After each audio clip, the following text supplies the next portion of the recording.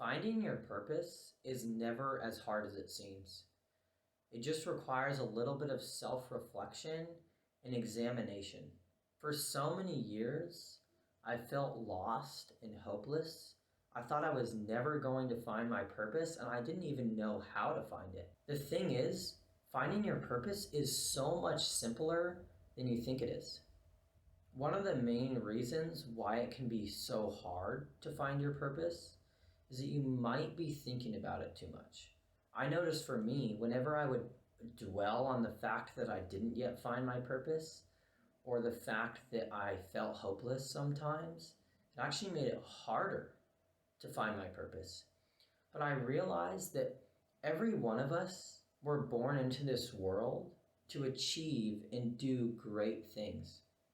We were born with a purpose, but it's just a matter of discovering it.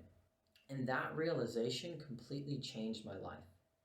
That you don't necessarily need to find your purpose. What you need to do is you need to discover it within you, because you already have a reason to live.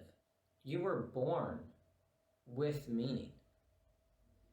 So finding your purpose just requires some self-reflection. So the first thing that I did to discover my purpose is I noticed all the times in which I felt the most alive, in which I felt like I was expressing the highest version of myself. So for me, I noticed that whenever I'm learning something new, whenever I'm exercising, or whenever I'm in a conversation with a good friend, I feel the most alive. I feel like time just completely passes by without even noticing it. I have this really good friend, his name is Aiden, and every week or every 2 weeks we spend some time in the hot tub and we have just the most amazing conversations ever. Sometimes the longest one we had lasted like 5 hours, and I had no idea that it had lasted that long. And that's when I knew. I'm like, I love being with this guy. I love having conversations with him. I love sharing what's on my mind and learning from him. And that was just so cool to learn that I really do enjoy spending so much time with people.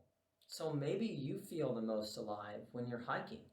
Maybe you feel the most alive when you're writing an essay. Maybe you feel like you're expressing your highest self when you're painting.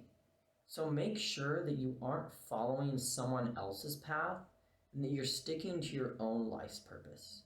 So the second thing that I did to find my purpose in life was I asked myself these questions. What do I love to do more than anything? What am I super good at? What does the world need from me right now? What do people say they admire in me? And what are my biggest strengths? And what do they mean to me? I suggest you sit with these questions for as long as you would like. Personally, I enjoy listening to music or nature sounds whenever I do this. I would also suggest you get in a quiet place so you have no distractions. And just know that answers might not come to you right away. They didn't for me. It took a few days, and that's why these questions are so handy, because you can ask them anytime you want. So keep these questions with you throughout the day and start to notice, okay, what am I super good at? What is making me smile right now?